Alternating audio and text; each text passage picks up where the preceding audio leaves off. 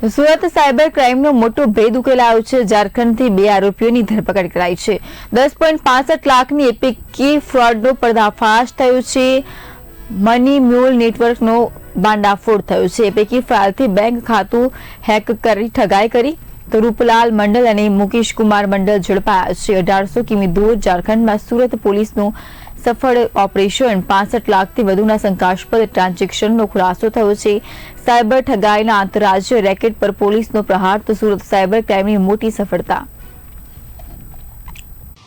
11 મહિના 2025માં એક APK ફાઇલની fraud થયેલ હતી, જેમાં જે વિક્ટિમ સાથે 10,65,000 રૂપિયાની ફ્રોડ કરવામાં આવી હતી, જેમાં એમને વોટ્સએપ અને SMS દ્વારા એક એપીકે ફાઇલ મોકલવામાં આવી હતી અને પછી ફોન હેક કરીને એમના ખાતાથી 10,65,000 રૂપિયાનું ટ્રાન્સફર કરવામાં આવ્યું હતું।